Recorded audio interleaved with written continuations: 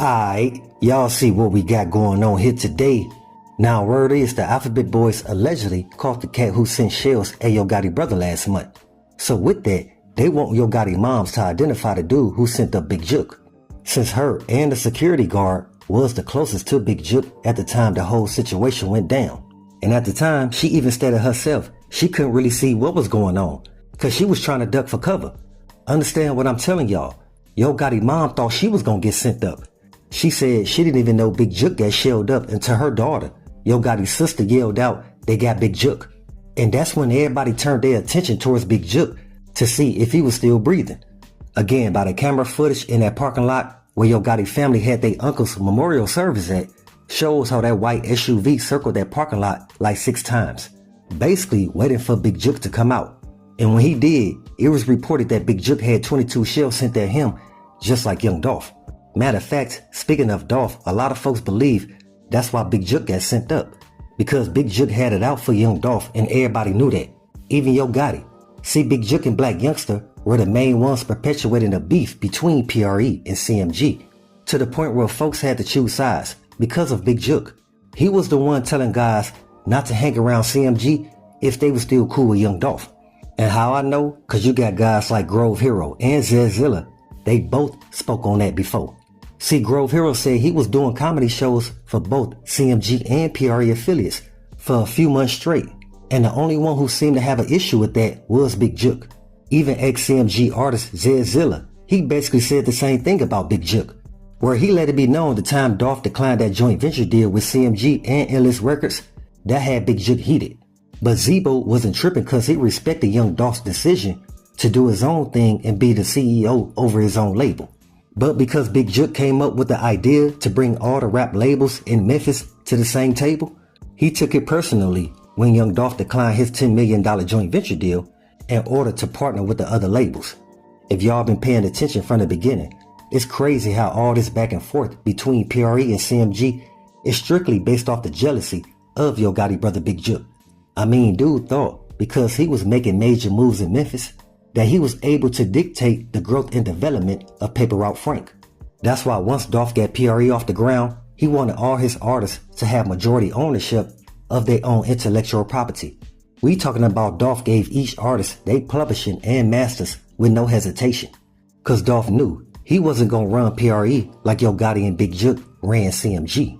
So going back to Big Jook, even though the cat who allegedly sent them up was arrested, you got guys saying Yo Gotti may be next.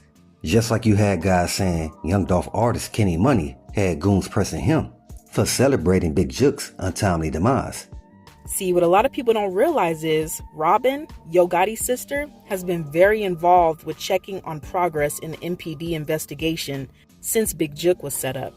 And she would know that the Alphabet Boys wanted Big Jook's cell phone because it's tied to the whole young Dolph setup. With everything going on since losing Big Jook and an uncle in the family, Robin has had to hold down a lot of the family restaurant logistics. I mean, her restaurant did get shelled up because of Big Jook's homeboys, which we all know that could be bad for business. Then barely a couple months later, Big Jook gets sent up right in front of her face.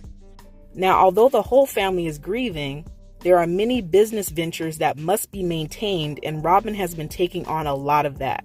With Yo Gotti having such a busy schedule, overseeing CMG, as well as his own rap career, there has not been as much time for him to pitch in with the restaurant or general family dealings. Not to mention, we have to remember that Yo Gotti has also been traveling and doing shows in recent weeks. I mean, folks ass literally did a show 24 hours after Big Jook got sent up. I mean, even though he did have a vest on, a lot of people still feel like, why would you go through all that when you know your brother just got sent up? See, that's why a lot of folks feel like Yo Gotti is putting on a role, which has caused an increased risk and stress of the Mims family as well.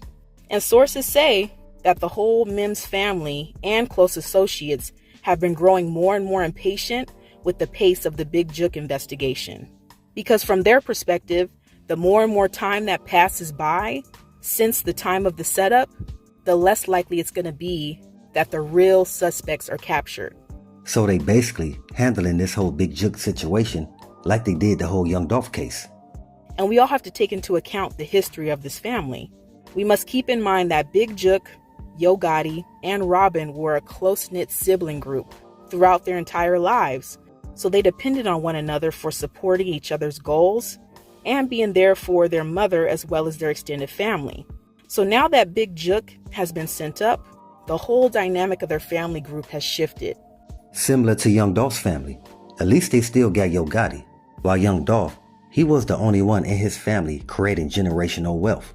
As we can imagine, there were many areas within the Mims family that Jook used to handle and protections that came along with his street affiliations. So now some of those ties have to be carried on by Yo Gotti to ensure no issues arise. See, y'all got to understand that with the major breach in security that happened the day Big Jook was sent up, it has called into question the safety of the entire Mims family. Especially knowing how close they got to taking out Yo Gotti's moms.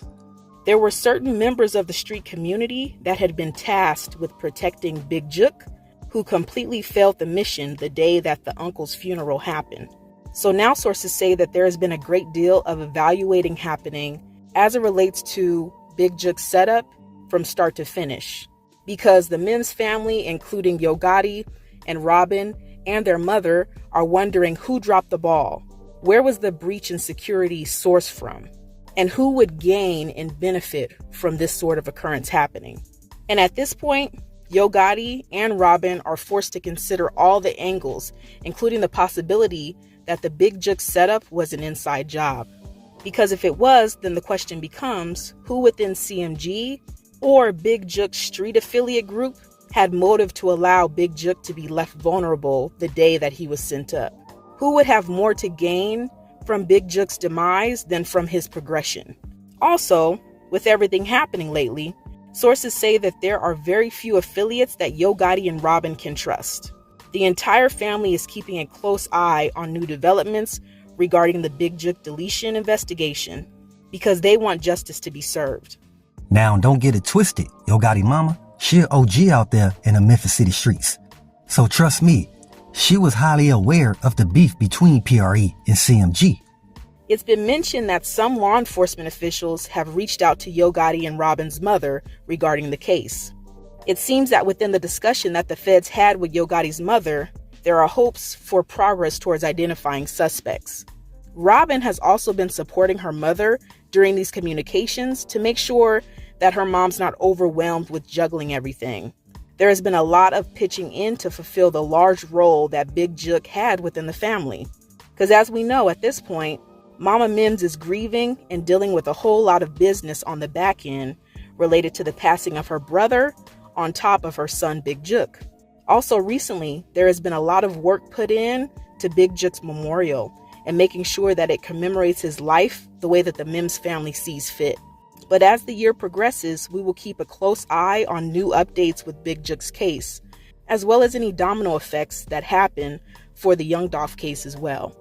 I'm telling y'all, that's what made a lot of young cats from Memphis want to sign to PRE, because they respected Young Dolph for who he was and how he turned a lot of youngsters that came from nothing into thousandaires and soon to be millionaires, if they ain't already one by now.